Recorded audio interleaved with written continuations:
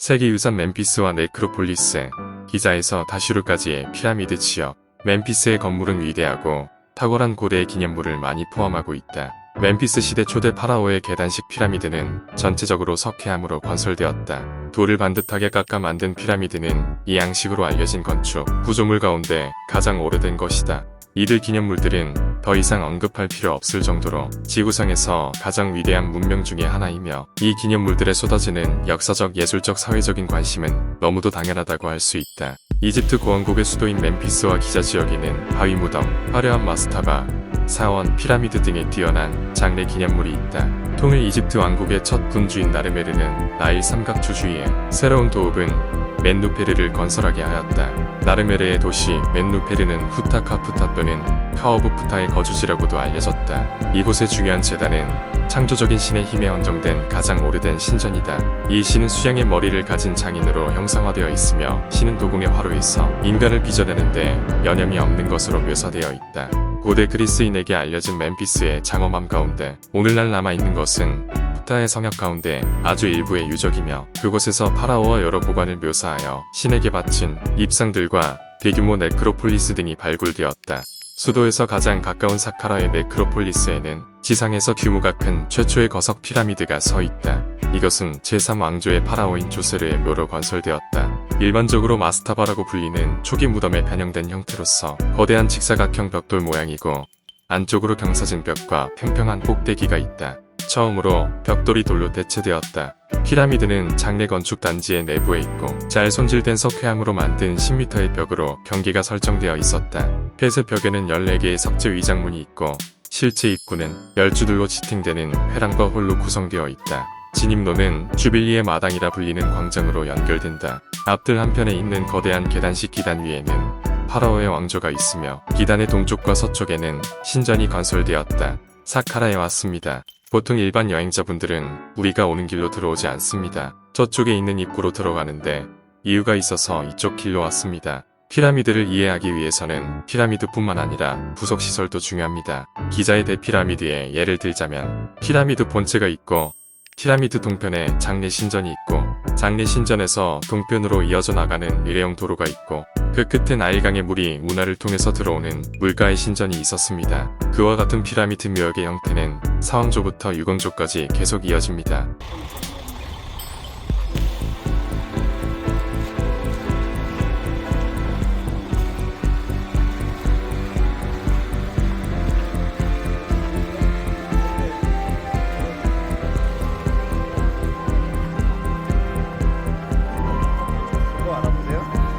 괜찮아요. 가는 것까지 완전 생경계네.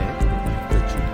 나중에 이제 데이터 양이 엄청 적네. 편집해서 이제 유튜브 만들다 보니까 이런 게 좋더라고요. 근데 저기 뭐야, 그래도 뭐 이렇게 중간에 멘트나 뭐 이런 건 안 하시는 것 같은데? 가서 편집하면서 하니까요. 거기서 그냥 네. 여기는 영상만. 영상도 찍고, 여기서 음향을 넣을 수도 있지만, 그래도 현장에서 뭐 이거 뭐다 뭐 이렇게 뭐 아, 그런 건 안 하시나? 뭐 아는 게 없는데 뭐 굳이. 아니 뭐 이렇게 나의 감상평 이런 거. 가서 편집하면서 하는 게 더 정확하더라고요. 정말 이렇게 저렇게 해보고 있는데, 그러니까 이렇게도 해보고 사진으로도 해보고 하는데, 이게 제일 제 마음에 들더라고요. 그래도 막 현지에서 어쨌든 그 현장에서의 그 순간의 그 감정이나 느낌, 인상 같은 게 현장성이 좀 있잖아요. 근데 그거를 사람들 없을 때 해요. 제가 아직 쌤이 하시는 걸 못 봐가지고. 그렇죠. 계속 듣기만 하시고 네. 아무 말씀 안 하시고 그래가지고 제가 떠들면 이제 다른 분들한테 방해가 되니까. 지난번에 어떤 유튜버가 기차역 플랫폼에서 막 고래고래 막 소리를 치고 막 와, 자기 방송을 위해서는 막 그런 조금 에티켓이 없는 유튜버도 있더라고요. 그래서 제가 너무 시끄러우니까 여기 공장소니까 방송하실 거면 좀 조용히 하셨으면 좋겠다 그랬더니 저걸로 가더라고요. 근데 거기서 막 소리 질러 막 그 어떤 분이 걸어서 그 오버액션 거기 있잖아. 설정 막 솔라로 막 소리 마이크 좋은 거 써가지고 우나스의 피라미드 오브 유너즈. 기원전 24세기에 제오왕조의 9번째이자 마지막 파라오인 우나스를 위해 지어진 피라미드입니다. 고대 왕국의 피라미드 중 가장 작은 것이지만 지하방의 벽에 새겨진 왕의 내세에 대한 주문인 피라미드 텍스트가 중요한 피라미드입니다. 우나스의 피라미드가 계획된 땅에는 오래된 건물과 무덤 상부 구조가 많았습니다. 이 건축물들은 철거되어 우나스의 피라미드로 가는 의뢰용 길의 석재로 활용되었습니다. 길가에 있던 무덤들은 상부 구조물을 철거하고 포장하여 장식을 보존했습니다. 주변의 무덤들 내부에서 발견된 인장으로 호텍세미, 너브라미, 니네트제르에 속하는 것으로 확인된 제2왕조 무덤은 붓길 아래에 있는 무덤 중 하나입니다. 이 사이트는 나중에 5왕조 관리, 18, 20왕조의 개인, 페르시아 무덤으로 알려진 후기, 기념물 컬렉션의 수많은 매장에 사용되었습니다. 의뢰용 길은 항구에 있는 사원과 피라미드의 동쪽면에 있는 장례사원을 연결했습니다. 장례사원은 우나스의 후계자 테티가 건축한 것으로 보이는 큰 화강암 출입구를 통해 동쪽으로 들어갔습니다. 상부 둑길 바로 남쪽에는 2개의 긴 보트 구덩이가 있습니다. 여기에는 2개의 나무 보트가 있었을 가능성이 있습니다. 태양신 라이 태양의 배입니다. 피라미드의 방들은 페피 1세와 메렌네 1세의 피라미드에 새겨진 텍스트를 발견한 게스턴 마스페로가 진입한 1881년까지 미개척 상태로 남아 있었습니다. 마스페로는 우나스의 피라미드 벽에 새겨진 텍스트를 발견했습니다. 우나스의 피라미드에 있는 283개의 주문은 고대 왕국에서 나온 가장 오래되고 가장 작으며 가장 잘 보존된 종교적 글 모음입니다. 그들의 기능은 통치자를 영생으로 인도하고 장애 의식이 중단되더라도 그의 지속적인 생존을 보장하는 것이었습니다. 우나스의 통치 기간은 약 33년 동안 지속되었지만 그의 피라미드는 고대 왕국에서 지어진 가장 작은 피라미드였습니다. 피라미드는 6계단 높이로 지어졌으며 각 단계에서 크기가 줄어드는 석회암 블록으로 구성되었습니다. 피라미드의 길이는 57.75m이고 정점을 향해 약 56의 각도로 건축되어 완성되었을 당시의 높이는 43m입니다. 지금은 무너져 알아보기 어렵지만 매끄러운 면의 피라미드였습니다. 우나스는 배우자를 위해 피라미드를 짓는 관행을 포기했습니다. 대신 케넛과 네베트는 주요 피라미드 북동쪽의 마스타바에 묻혔습니다. 무덤의 배치는 동일하지만 각 여왕에게는 별도의 방과 개별 입구가 부여되었습니다. 케넛은 서쪽 절반을 소유했고 네베트는 동쪽 절반을 소유했습니다. 그들의 방은 광범위하게 장식되었습니다. 네베트의 마스타바 예배당에는 4개의 오목한 부분이 있습니다. 하나는 우나스라는 이름의 카르투슈를 가지고 있는데 이는 왕의 조각상이 포함되어 있을 수 있음을 나타내는 반면 다른 하나는 여왕의 조각상이 포함되어 있음을 나타냅니다. 마스타바의 바로 북쪽에는 우나스의 아들 우나상크와 딸 이프트의 무덤이 있습니다. 또 다른 딸 히미트리는 단지 서쪽의 무덤에 묻혔습니다. 사카라 유적 입구에 있던 건축물이 우나스 피라미드의 하한 신전입니다. 그 하한 신전부터 이 길이 쭉 이어지고 있습니다. 우나스 피라미드의 의뢰용 도로입니다. 우나스 피라미드는 기자의 피라미드보다 200년 정도 후에 지어집니다. 피라미드의 규모가 훨씬 작고 보존 상태도 좋지 않습니다. 형태만 보면 피라미드로 판단하기 어려울 정도입니다. 높이는 40m 내외입니다. 4왕조에서 5왕조로 넘어오면서 피라미드의 규모가 굉장히 작아지는데 이집트의 사회적 경제적 역량이 줄어들었기 때문이기도 하지만 4왕조와 5왕조의 가치관 변화가 일어났기 때문이기도 합니다.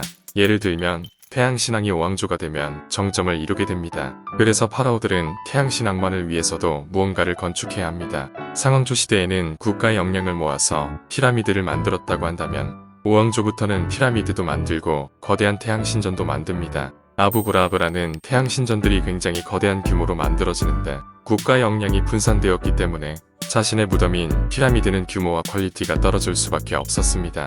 흥미로운 사실은 피라미드의 본체는 작아지지만 피라미드의 부속시설의 퀄리티는 조금 더 올라갑니다. 예를 들자면 장례신전의 벽면을 양각 부조로 장식했습니다. 상왕조 시대의 장례신전은 그런 장식을 하지 않습니다. 즉, 크기는 작더라도 정교하게 만들려는 시도들이 있었고 이런 부조 장식은 굉장히 오랜 시간이 걸리고 노력을 필요로 하기 때문에 크기 자체는 줄어들 수밖에 없었던 것입니다. 우리는 이 의뢰용 도로를 따라서 쭉 올라갈 텐데 죽어서 미라가 되었다고 생각하면 좋을 듯 합니다. 올라가다 보면 피라미드를 볼 수 있고 그 피라미드 앞에서 신전터를 볼 수 있습니다. 상부 구조가 아주 잘 남겨져 있지는 않지만 발굴 작업을 통해서 구조는 확인되고 있습니다. 장례신전의 규모도 상당히 큽니다. 상왕조 시대 피라미드의 장례 신전들보다 규모는 더 커집니다.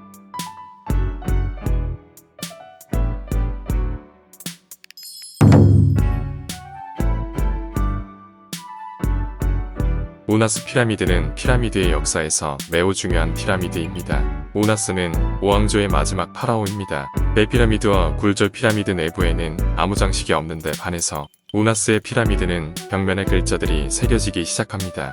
오나스 피라미드 내부의 글자들은 왕의 업적 같은 것들은 아니고 왕이 죽고 나서 저승에서의 어떤 부활 과정을 기원하는 일종의 기도 혹은 마법의 주문이라고 생각할 수 있습니다. 학자들은 그 기도문들을 피라미드 텍스트라고 부르는데 원래는 파라오들만 사용할 수 있는 텍스트였는데 점차 확산되어서 결국 신왕국 시대에 등장하는 사자의 서 같은 장례 문화의 전신에 해당하는 문서가 됩니다. 그래서 오나스 피라미드의 내부에 들어가시면 벽면에 새겨져 있는 글자들을 확인할 수 있습니다. 오나스 피라미드는 규모가 작기 때문에 들어가는데 부담이 없습니다. 이 길을 오르다 보면 아주 다양한 구조물들을 볼 수 있습니다. 모두 다양한 형식의 무덤입니다. 사카라 지역은 계속 무덤이 만들어집니다. 시대를 초월한 다양한 무덤들이 공존하는 곳이 사카라입니다. 오나스 피라미드는 기원전 2300년경에 만들어졌는데 그 이후에도 지속적으로 보수 작업이 이루어집니다. 당황스럽지만 고대 이집트인들한테도 고대 이집트는 고대 유적이었던 경우가 많이 있습니다. 3000년 이상 지속된 문명이다 보니까 예를 들어 오나스 피라미드를 가장 열심히 보수하고 조사했던 고대 이집트인 중에서 카임 와세트라고 하는 사람이 있는데 이 사람은 왕자입니다. 람세스 2세의 넷째 아들입니다. 굉장히 뛰어났던 인물인데 결국에는 왕은 되지 못했습니다. 람세스 2세가 너무 오래 살았기 때문이죠. 여하튼 카임 와세트가 많은 고대 이집트 유적들을 보수하는데 이 사람이 기원전 1250년경의 인물이니까 기원전 2300년경에 이 피라미드는 1000년 정도 이전의 유적이 됩니다. 한국으로 치면 석고암 같은 느낌의 유적이었던 것입니다. 이 피라미드의 하단 부분을 보면 돌을 쌓았던 흔적들이 보이는데 돌 색깔이 좀 다른 부분이 있습니다. 이 다른 색의 돌들은 신왕국 시대에 복원된 모습입니다. 그래서 이 카일 와세트라는 인물에 대해서 현대 이집트 학자들이 재미삼아 붙인 별명이 있는데 최초의 이집트 학자라고 별명을 붙입니다. 이런 형태의 피라미드는 상왕조 시대에 나타나고 상왕조 이전 시대의 피라미드는 또 다른 형태입니다. 여기는 오나스 피라미드의 장례 신전이 시작되는 지점입니다. 이 앞으로 모래 언덕처럼 보이는 곳이 오나스 피라미드입니다. 외부 상태는 좋지 않지만 내부는 잘 남아 있습니다. 여기 보시면 파라오의 이름이 적혀 있는데 여기는 쌀아 같은 것들이 쓰여져 있지 않습니다. 왜냐하면 이 시기는 파라오의 이름을 쓰는 형식이 출현했지만 완전히 정립되지는 않은 시대입니다. 신왕국 시대보다 1000년 이상 이전 시대라서 여기 우니스라고 쓰여 있고 타르투슈에 들어가 있습니다. 이 부분은 디앙크라고 하는데 디는 주다의 뜻이고 앙크는 생명을 뜻해서 디앙크는 수동형으로 생명을 받은 자라는 뜻입니다. 이 글자는 내부라는 글자이고 주인이라는 뜻입니다. 종종 형용사가 되면 모두라는 의미도 있지만 여기서는 주인이라는 뜻이고 이렇게 가로 막대기가 그려져 있는 기둥 모양의 글자는 상징이면서 글자인데 제드라고 하고 오시리스의 등별을 상징합니다. 제드의 의미는 안정성입니다. 이 상징이자 글자는 우스라고 하는데 권력을 뜻하는 지팡이 모양입니다. 파라오의 안정성과 권력에 대한 호칭들입니다. 오나스의 피라미드 단지에 있는 장례사원은 그의 전임자인 제드카르 2세의 것과 유사한 배치를 가지고 있지만 한 가지 주목할 만한 예외가 있습니다. 분홍색 화강암 출입구가 붓길 끝과 현관을 구분합니다. 그것은 오나스의 후계자인 테티의 이름과 직함을 지니고 있으며 오나스의 죽음 이후에 그가 출입구를 건설했음을 나타냅니다.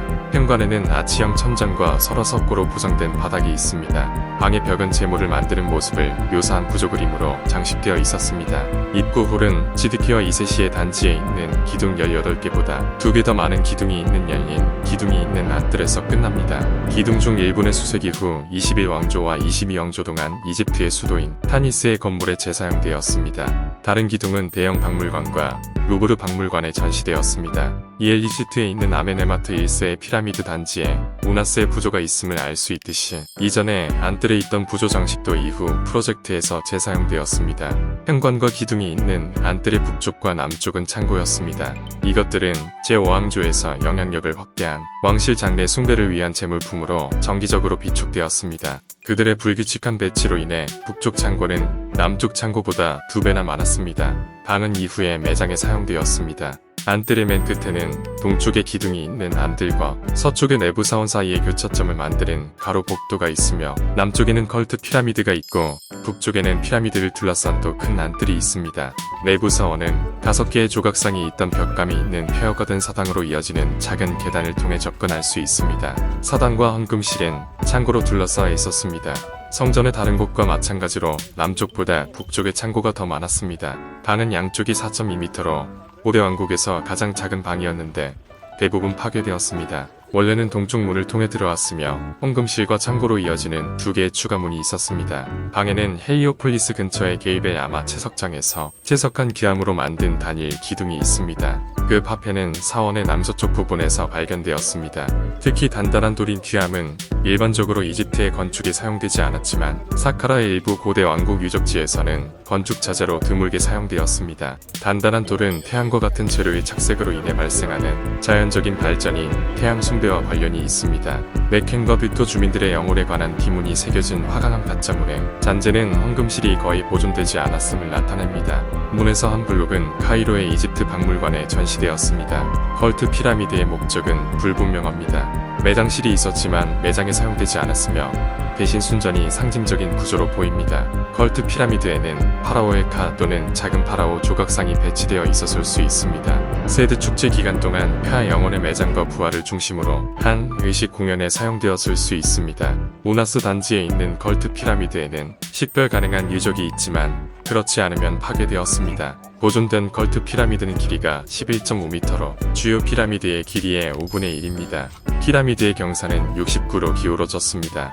이것은 비율이 2:1인 숭배 피라미드의 경우 일반적이며 높이가 바닥 길이와 동일합니다. 즉 11.5m입니다. 유출수가 피라미드로 들어가는 것을 막기 위해 피라미드 입구 앞에 작은 수로를 팠습니다. 주요 피라미드와 내부 사원의 담장에는 식별 가능한 변칙이 있습니다. 컬트 피라미드의 서쪽 면에서 4m 떨어진 벽은 주 피라미드 쪽으로 12m 후퇴하기 전에 갑자기 북쪽으로 향합니다. 주 피라미드에서 2.6m 떨어진 지점에서 멈추고 다시 한번 원래 정렬로 돌아갑니다. 이것에 대한 유일한 설명은 전체 사원에 담장이 쳐져 있는데 오목한 곳 바로 아래를 가로지르는 제2왕조 호텍세미의 큰 무덤이 있다는 것입니다. 피라미드의 건축가들은 담장이 지하 회랑의 꼭대기보다 무덤의 통로 위로 이어지는 것을 선호했던 것으로 보입니다. 컬트 피라미드에는 피라미드의 북쪽면과 서쪽면의 절반을 따라 이어지는 개별 담장이 있습니다.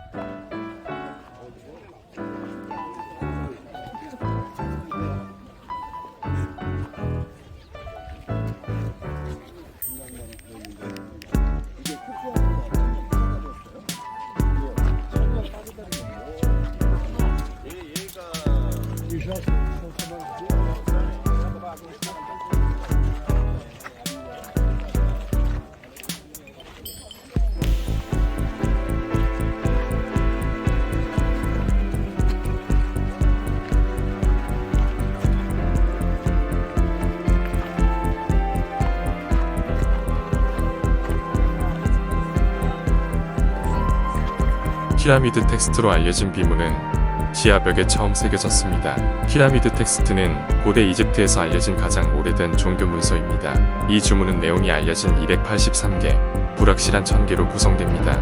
이 주문은 고대 왕국에서 알려진 가장 작고 가장 잘 보존된 피라미드 텍스트 모음입니다. 고대 이집트인은 사람이 몸,가 바로 구성되어 있다고 믿었습니다. 사람이 죽으면 칸은 몸에서 분리되어 원래 있던 신에게 돌아가고 반은 몸과 함께 남습니다. 매장실에 묻힌 개인의 몸은 결코 물리적으로 떠나지 않습니다. 그러나 깨어난 반은 몸에서 벗어나 새로운 삶을 향한 여정을 시작했습니다. 이 여정에서 중요한 것은 아케트였습니다. 아케트는 수평선, 지구, 하늘, 듀에트 사이의 교차점입니다. 고대 이집트인들에게 아켓은 태양이 떠오르는 곳이었으며 출생이나 부활의 장소를 상징했습니다. 피라미드 텍스트에서 왕은 아켓에서 AKH로 변신하도록 요청받습니다. 문자 그대로 효과적인 존재인 AKH는 사람의 행동과 의식 수행을 통해 달성된 부활된 형태였습니다. 고인이 변신하지 못하면 부두, 즉 죽은 자가 됩니다. 피라미드 텍스트의 기능은 파라오의 바와 카의 재결합을 가능하게 해서 아크로의 변형을 유도하고 하늘의 신들 사이에서 영생을 확보하는 것이었습니다. 피라미드 텍스트 모음의 일부는 중앙국의 귀족 무덤에 쓰여진 확장된 새로운 텍스트 세트 인관의 텍스트로 전달되었으며 일부는 고대 왕궁 문법 관습을 유지하고 피라미드 텍스트의 많은 공식이 반복됩니다. 큰 텍스트로 전하는 페피 1세 시대에 시작되어 중왕국 시대에 완성되었습니다. 이후 관 텍스트는 신왕국 시대와 후기에 사자에서의 기초를 형성했습니다. 텍스트는 무덤과 파피루스에서 2000년 동안 계속 나타나다가 기독교가 전파될 무렵에 사라졌습니다. 대기실과 복도에는 주로 인간에 대한 텍스트가 새겨져 있습니다. 대기실의 서쪽, 북쪽 및 남쪽 벽에는 인간 영역에서 다음 영역으로의 전환과 왕의 승천에 대한 주요 관심사의 텍스트가 포함되어 있습니다. 동쪽 벽에는 카니발 힘으로 시작하는 두 번째 보호 주문 세트가 있습니다. 찬송가에서 우나스는 부활을 위해 신들의 힘을 흡수합니다. 이집트 학자 인토비 윌킨스는 찬송가를 황소가 희생되는 도살 의식의 신화화로 식별합니다. 회랑벽의 남쪽 부분에는 고인의 부활과 승천에 주로 초점을 맞춘 텍스트가 있습니다. 이집트 사람들은 무덤 안에 주문이 존재하는 것만으로도 효능이 있다고 믿었고 장례식 숭배가 기능을 멈춘 경우에도 왕을 보호한다고 믿었습니다.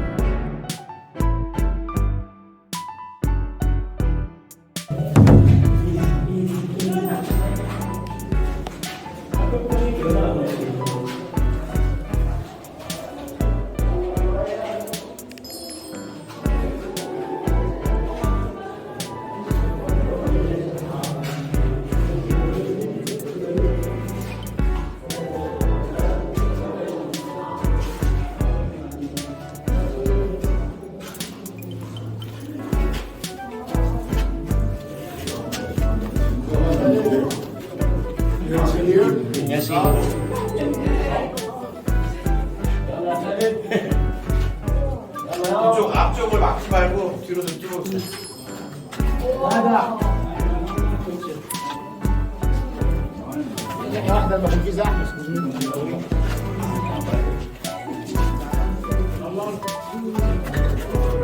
묘실의 서쪽 벽 근처에는 원래 추정되었던 현무암이 아닌 그레이와 쾌로 만든 우나스의 관이 있었습니다. 관은 손상되지 않았지만 내용물이 도난당했습니다. 관의 남동쪽 모서리 기슭에 캐노피 상자가 묻혔습니다. 남은 것은 오른팔 2개골, 정강이뼈, 입을 여는 의식에 사용된 2개의 칼에 나무 손잡이를 포함한 미라의 일부뿐이었습니다. 미라 유적은 이집트 카이로 박물관에 전시되었습니다. 방의 벽은 투라 석회암으로 늘어서 있었고 우나스의 석관을 둘러싼 벽은 왕궁 정면의 문을 나타내기 위해 절개되고 칠해진 흰색 설화 석고로 덮여 동쪽 통로를 보완했습니다. 상징적으로 왕이 어느 방향으로든 무덤을 떠날 수 있게 되었습니다. 묘실의 천장은 밤하늘을 닮은 금색 별이 있는 파란색으로 칠해졌습니다. 대기실과 복도의 천장도 비슷하게 칠했습니다. 대기실과 묘실의 별들이 북쪽을 향했다면 회랑의 별들은 천정을 향했습니다. 매장실의 나머지 벽, 대기실 및 복도의 일부에는 수직으로 쓰여진 텍스트가 새겨져 있으며 얕은 부조로 조각되고 파란색으로 칠해졌습니다. 우나스 묘실의 서쪽 박공에 새겨진 글은 그 안에 석관과 미라를 보호하는 주문으로 구성되어 있습니다. 방의 북쪽 벽과 남쪽 벽은 각각 제물과 부활 의식이 그려지고 동쪽 벽에는 황금 의식이 나타납니다. 황금 의식 텍스트는 남쪽 벽에서 끝나는 부활 의식을 분할하는 통로의 북쪽과 남쪽 벽으로 계속됩니다. 묘실의 의뢰에서 파라오는 자신과 오시리스 신으로 모두 식별되며 오사이리스 유너즈로 언급됩니다.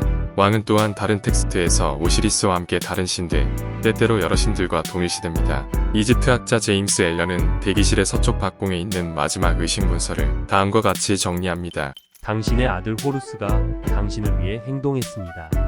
당신이 뒤에서 나올 때 당신의 팔에 칼이 박혀 있는 것을 본 위대한 사람들은 흔들릴 것입니다. 인사말 경험이 풍부한 사람 쥐 당신을 창조했고 이가 당신을 낳았습니다. 호러스는 그의 아버지에 만족하게 되었고 에이은 그의 나이에 만족하게 되었으며 동양과 서양의 신들은 그의 품에서 일어난 위대한 일즉 신의 탄생에 만족하게 되었습니다. 그것은 우나스입니다. 유 참조하십시오. 유입니다. 유 보세요. 유입니다. 들어보세요. 유입니다. 유 존재합니다. 유입니다. 유 옆에서 일어나세요. 잠을 싫어하여 게으름을 피우는 자들아, 내 명령을 따르라. 일어서세요. 당신은 N에 있습니다. 당신의 좋은 빵은 피에서 만들어졌습니다.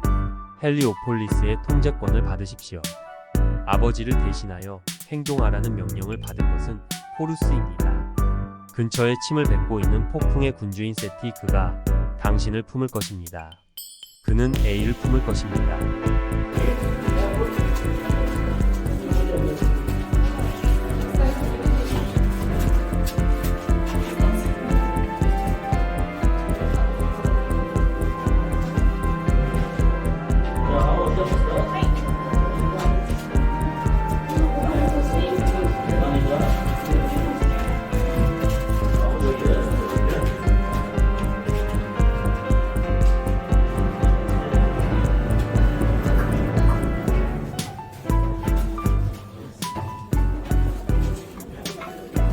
Don't forget that you gotta walk back. Distance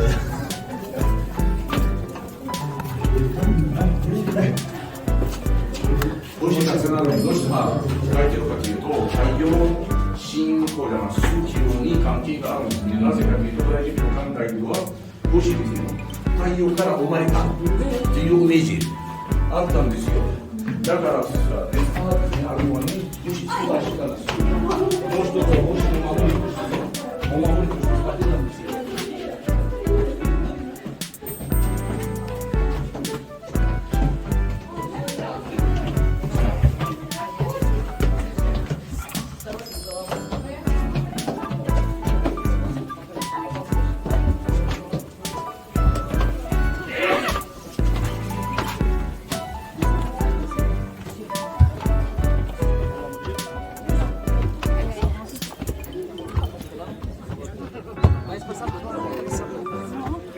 Ir pasando. Sí, sí, detrás del cine, ir pasando.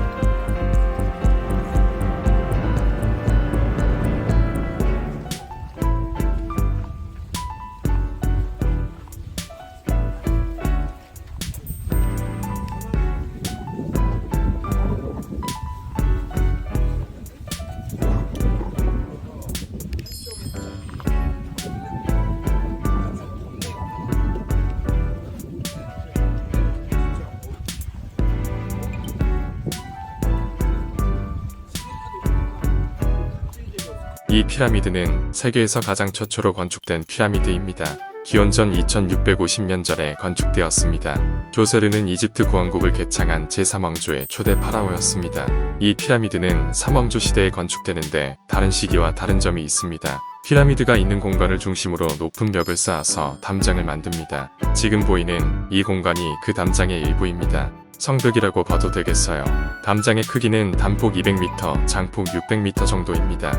높이는 10m 안쪽인데 이 정도 높이로 둘러싸여 있습니다. 지금은 일부만 복원되어 있습니다. 당시의 피라미드는 단순히 왕의 시체를 안치하는 무덤 수준이 아니라 파라오가 내세에 부활할 신성한 장소였습니다. 그래서 피라미드 하나만 세워두는 걸로는 전혀 족하지 않았고 그 주변에 파라오의 부활을 돕고 내세에서 생활이 가능하도록 수많은 부속 건물들이 필요했습니다. 그리고 그 주변에는 이 6km에 달하는 거대한 석회암 벽을 둘러 건물군을 보호했습니다. 벽들 중간중간마다 일정한 간격으로 포루가 서 있었으며 그 사이에는 가짜 이중문이 있었습니다. 그중 동쪽 파사드의 남동쪽 모서리에 위치한 15번째 이중문이 실제 통행 역할을 했습니다. 이중문 양 옆에는 높이 솟은 보루들이 쌍으로 버티고 있었고 우를 통과해서 들어가면 열주회랑으로 이어졌습니다. 이 시기의 건축은 보시다시피 요철 형태를 많이 사용합니다. 이 요철 형태는 왕실을 상징하기도 하는데 왕궁 정면의 문양이라는 미술적인 모티브로 자리 잡습니다. 이집트의 박물관 등에서 그 사례들을 많이 볼 수 있습니다. 사방으로 둘러싸인 다음에 입구는 동남쪽에 있는 여기뿐입니다. 들어가면서 보면 천장에 돌을 둥글게 깎아놓은 부분을 볼 수 있습니다. 이런 모습은 과거와는 다른 모습입니다. 이 시기 이전의 건축물은 나무 같은 재질로 지어지는 경우가 많았는데 과거 나무로 건축된 신전 같은 건물들의 흔적입니다. 들어가면 기둥 열주가 있습니다. 열주는 파피루스 다발 형태로 되어 있는데 바깥쪽 세속의 공간과 성스러운 안쪽 공간을 구분하는 통과 이례적인 공간으로 추정됩니다. 열주는 원래 야자수 형상으로 조각된 석회암 천장을 지지했습니다. 하지만 현재는 석회암 천장이 모두 무너져 내려 기둥들만이 남은 상태입니다. 기둥들 사이사이마다 조각상들이 있던 대좌가 있는 걸로 보아 조세르와 신들의 신상들이 안치되어 있던 걸로 추정되지만 현존하는 건 없습니다. 독특한 점이라면 기둥 뒤에 기둥과 연결되는 벽을 세워 이었다는 것인데 아마 당대 건축 기술이 부족해 기둥들이 천장을 제대로 지지하지 못할까 우려의 벽을 더 세운 게 아니었을까 추정됩니다. 위의 그림은 조세르의 피라미드와 그 주변에 있던 건물들을 묘사한 평면도입니다. 지금이야 대부분의 부속 건물들이 파괴되어 계단식 피라미드 하나 둥그러이 놓여있지만 예전에는 피라미드를 감싼 형태로 수많은 부속 건물들이 세워져 있었습니다. 위의 그림에서 1번은 계단식 피라미드, 2번은 남쪽 묘, 3번은 세드 제전, 4번은 티자형 사원, 5번은 남쪽 안뜰, 6번은 남신전, 7번은 북신전, 8번은 장제전, 9번은 서쪽 열주랑, 12번은 북쪽 열주랑, 13번은 부소, 무덤, 14번은 세르답, 15번은 북쪽 제단입니다. 조세르의 피라미드를 이야기할 때 빼놓을 수 없는 인물이 바로 전설적인 지상 이모텝입니다. 하필이면 미이라 시리즈의 끔찍한 악역 괴물로 등장해 이미지가 이상해져 버리긴 했지만 실제 이모텝은 엄청나게 유능한 인물이었습니다. 구왕국 시대 최고의 현자이자 대신관 의사 건축가 박학다식한 행정가로 가히 고대 이집트의 레오나르도 다 빈치라고 볼만합니다. 그 능력 하나로 파라오를 제외하고 유일하게 신격화된 인물일 정도입니다. 임호텝은 이 피라미드의 설계자이자 건축 감독관이었고 아마 계단식 피라미드를 고안해낸 것도 이 임호텝이었을 가능성이 매우 높습니다. 다만 고대 이집트인들이 조세르를 추앙하는 과정에서 역으로 임호텝을 내려치고 그의 공로를 인정하지 않았다는 것은 아쉬운 부분입니다.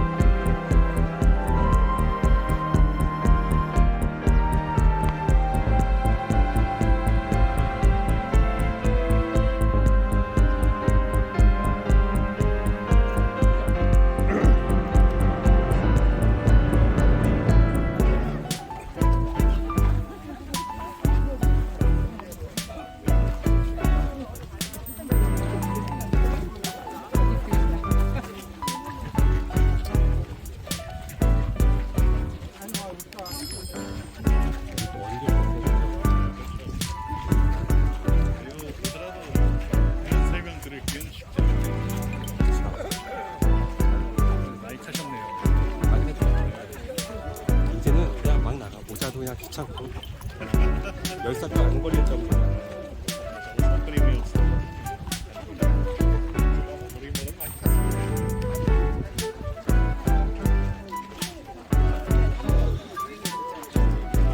이 조세르 피라미드 이전의 왕묘는 피라미드 형태가 아니었습니다. 마스타바라는 형태로 왕묘를 건축했는데 마스타바는 상부 구조가 있고 지하의 현실을 만드는 그런 구조인데 마스타바의 상부 구조는 계단식 피라미드의 단 하나로 생각하면 됩니다. 사다리꼴 형태인 무덤을 의미합니다. 이유는 알 수 없지만 조세르 시기부터 마스타바를 쌓아서 올리기 시작했습니다. 그것은 아마도 하늘로 오르고자 하는 파라오의 의지가 물리적으로 드러난 결과로 생각해 볼 수 있는데 이 시기의 문화는 아니지만 이후의 문헌들을 보면 파라오가 사후 하늘에 오른다는 내용이 많습니다. 그래서 파라오가 하늘과 좀 더 가까이 자신의 무덤을 만들기 위해서 높게 쌓다 보니 피라미드 형태가 되었다는 설이 유력합니다. 실제로 이 계단식 피라미드는 내부를 조사해보니 몇 차례에 걸쳐서 증축했다는 사실을 확인할 수 있었다고 합니다. 최초에는 가장 밑단에 반 정도 되는 높이의 마스타바로 만들어졌습니다. 처음에는 피라미드가 아닌 마스타바였던 것입니다. 그러다가 그 마스타바 형태의 상부 구조가 2차례 정도 더 확장되고 이후 그 위에 마스타바를 쌓기 시작해서 4단으로 만들었습니다. 이후 다시 증축해서 지금의 6단 형태로 완성이 되었습니다. 이 피라미드의 높이는 62m 정도입니다. 상당히 큰 피라미드입니다. 대피라미드보다는 훨씬 작지만 사람들의 크기와 비교해보시면 압도적인 규모를 자랑합니다. 이 피라미드의 내부 답사는 쉽습니다. 편하게 입출입이 가능합니다. 이 피라미드는 2020년 가을부터 공개했습니다. 2020년 이전에 이집트에 오신 분들은 못 들어갔던 공간입니다. 우리가 들어갈 입구는 정식 입구는 아닙니다. 진짜 입구는 전통에 따라 북쪽에 있지만 우리는 남쪽으로 들어갑니다. 들어가다 보면 복도가 있고 기둥들이 세워져 있습니다. 원래 있었던 것은 아니고 후대에 만들어진 공간입니다. 26왕조인 기원전 2600년경에 만들어진 공간입니다. 그러니까 이 피라미드가 건축되고 2000년 정도 이후에 뚫은 공간인데 그 시기에도 이미 이곳은 역사적인 성지였습니다. 26왕조의 파라오들이 후고주의를 가지고 있었습니다. 과거의 물건들에 대해서 관심을 많이 가지고 그 유물들을 재활용하는 것을 좋아했는데 그 과정에서 피라미드에 더 쉽게 접근할 수 있도록 입구를 만든 것으로 추정됩니다. 입구에 세워진 기둥들은 외부에서 가져온 기둥을 껴놓은 형태인데 가져온 기둥들은 신왕조 시대의 유물들입니다. 유물을 재활용한 것이죠. 피라미드는 대부분 입구로 들어가면 안쪽에 현실이 있는 형태입니다. 이 피라미드는 원래 마스타바의 형태로 설계되었는데 마스타바는 상부 구조에서 수직갱을 뚫습니다. 수직갱의 지하 공간을 만들고 그곳에 현실을 만드는 설계를 하는데 이 피라미드도 마스타바의 건축적 특징이 남아 있어서 수직갱을 통해서 현실과 이어지게 되어 있습니다. 내부에서는 수직갱을 통해서 아래를 내려다 볼 수 있게 되어 있습니다.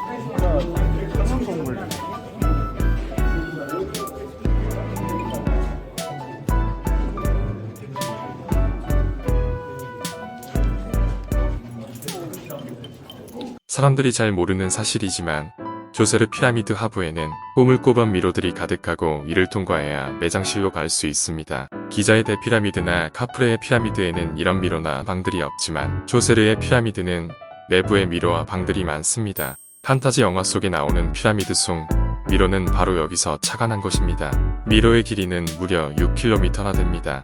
그 미로를 거치면 면적 7m, 7m의 깊이 28m 지하에 있는 중앙 매장실로 들어갈 수 있습니다. 입구는 피라미드의 북쪽 사면에 지어졌으며 석회암 복도에는 푸른색 도자기 타일을 붙여 갈대 모습을 냈습니다. 조세르 피라미드의 매장실은 사면이 잘 다듬어진 화강암으로 만들어진 큼직한 크기의 방입니다. 입구는 하나고 무려 3.5톤에 달하는 거대한 암석으로 막아놨습니다. 하지만 안타깝게도 한참 전 고대 시절에 무덤이 도굴당한 탓에 미라는커녕 웬만한 부장품 하나 찾아볼 수가 없습니다. 매장실의 천장에는 5개의 뾰족한 모서리가 있는 별들의 모습이 새겨진 석회암 블록이 발견됐습니다. 무덤의 천장에 별을 아로새기는 전통이 이미 고왕국 시절부터 시작되었다는 증거이기도 합니다. 매장실 한가운데에는 큰 화강암 블록들을 쌓아 올려 만든 관이 있습니다. 하지만 석관 안은 텅텅 비어있고 곳곳에 금이 쩍쩍 가서 갈라진 상태입니다.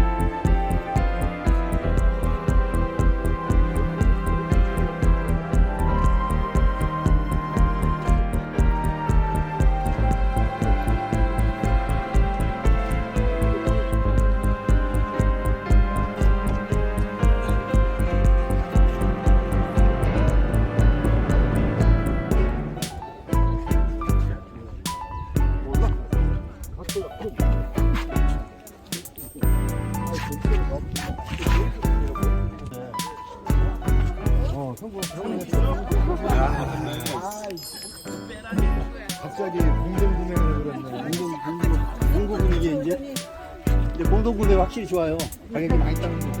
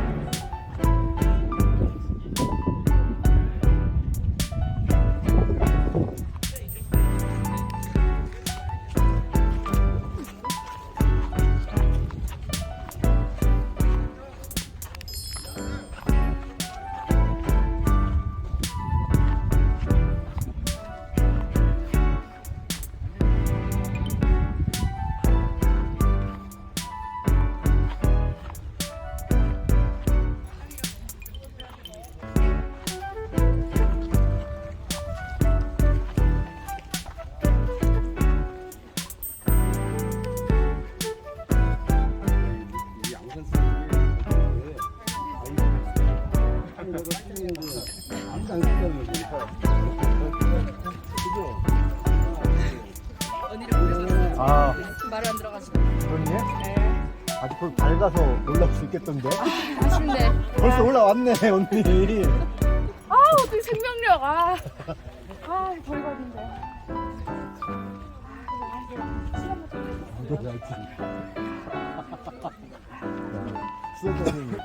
피라미드 담장 안쪽으로 용도가 불분명한 건물이 많이 있는데 여기도 이상한 건물이 2개 있습니다.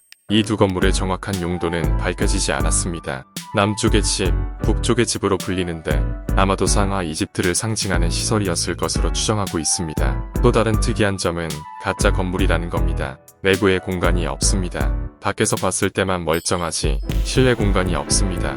추정하자면 이 피라미드가 무덤으로만 쓰이는 것이 아니라 조세르가 생전에 다양한 의례를 행했던 곳으로 생각되는데 파라오가 재위한 지 30년이 되면 하는 종교 의례가 있는데 시에드 축제라고 해서 왕위 갱신제라는 행사입니다. 파라오가 왕권에 대한 정당성을 증명하는 축제인데 파라오는 그 축제에서 여러 행위를 하는데 열심히 달리기를 하기도 합니다.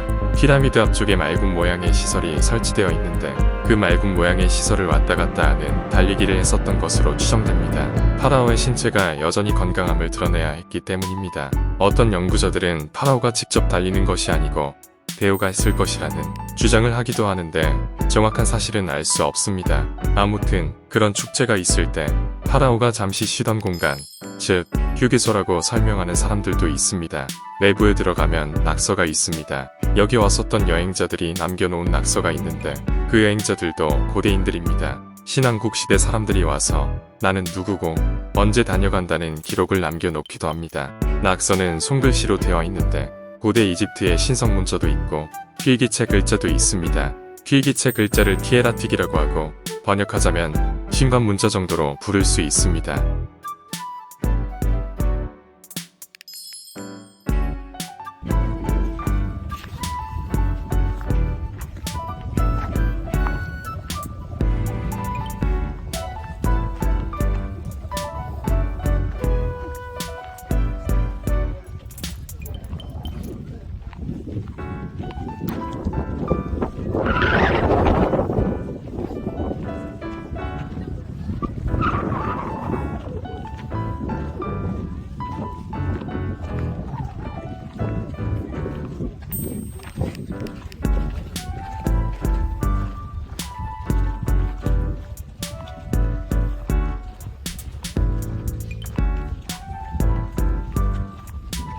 대부분의 장례신전은 피라미드의 동쪽에 있습니다.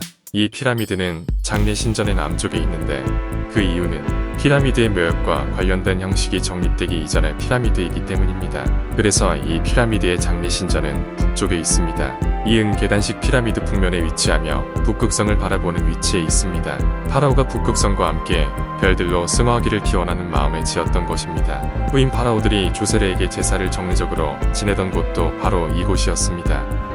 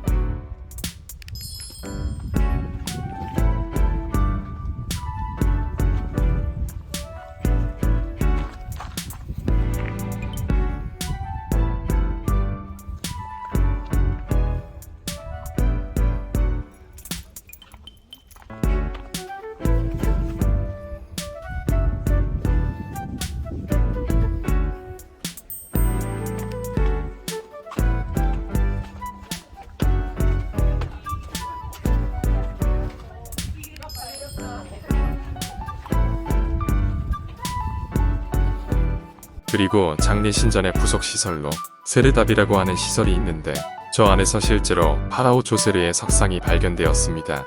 저 공간은 파라오의 영혼이 머무는 공간인데 저 세르답 앞에서 제사를 드렸습니다. 이 세르답에서 발견된 파라오 석상은 이집트 박물관에 있으며 여기에는 레플리카가 있습니다.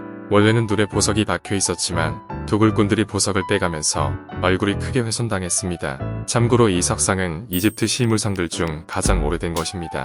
구멍 안쪽으로 바라보면 그 석상을 볼 수 있습니다.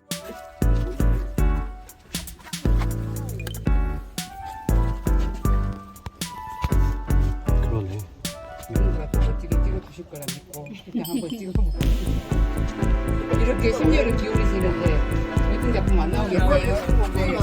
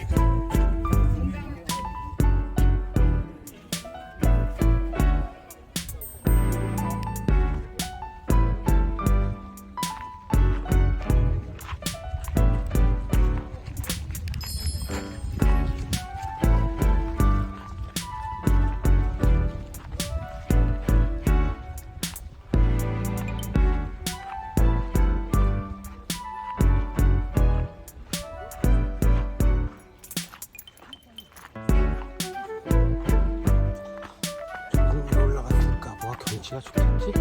가야지. 오늘도 잘 보고 있습니다.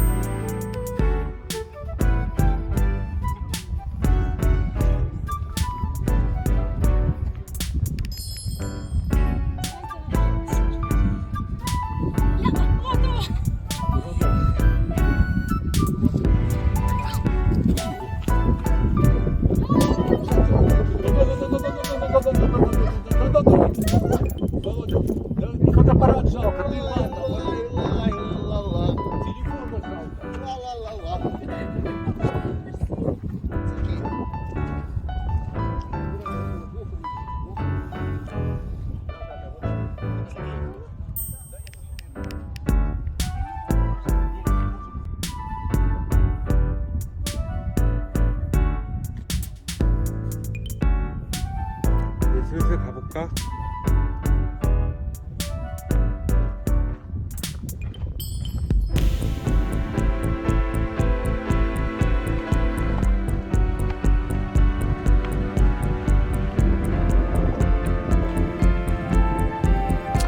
조세르의 계단식 피라미드, 지금 이집트에서 가장 오래된 피라미드를 방금 보고 왔습니다. 이렇게 모든 형식이 정립되지 않은 시기의 피라미드, 그러니까 형식을 만들어가는 시기의 피라미드였기 때문에 그 이후에 좀 정립된 이후에 만들어진 피라미드 형식과는 차별화된 그런 모습을 보이고 있습니다. 우리나라도 그런 경우가 많죠. 조선 왕릉도 마찬가지고, 서원 같은 경우에도 그렇죠. 영주에 있는 소수서원 같은 경우가 그렇게 형식을 만들어져 가는 시기에 건축이기 때문에 이후 건축하고는 차이가 좀 많이 있었죠.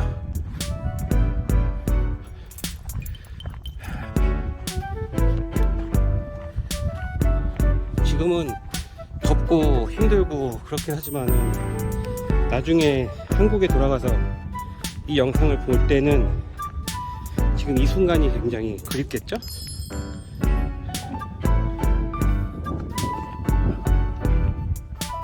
이집트는 이제 모래가 많고 사막이기 때문에 확실히 목이 좀 매캐합니다. 모래가 뭔가 낀 것처럼. 그래서 이렇게 상쾌한 기분은 없어요. 저기 뭐 찍나 본데? 영화 같은 거 찍나 봐요. 막 반사판들이 막 있네. 뭐 촬영하나 봅니다. 이집트의 촬영.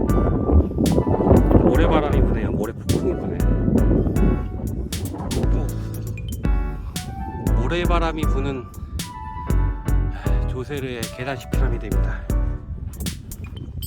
마스타바를 축축한 형태의 피라미드. 과도기적인 형태의 피라미드를 보여주는 굉장히 좋은 사례.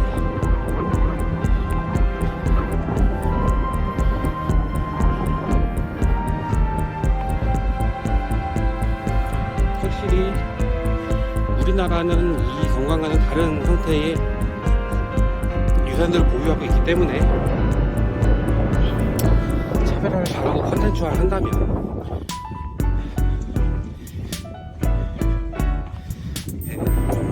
자원화에 성공할 수 있을 것 같습니다. 꼭 다 자원화를 해야 되는 건 아니지만, 아유, 모래가 불어가지고 앞으로 갈 수가 없네.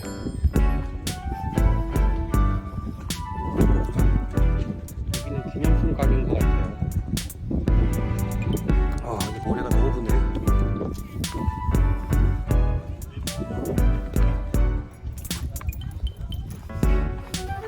기념품 가게입니다.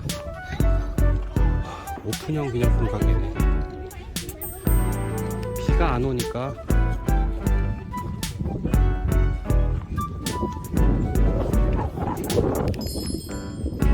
바람 불어서 풀어졌어요.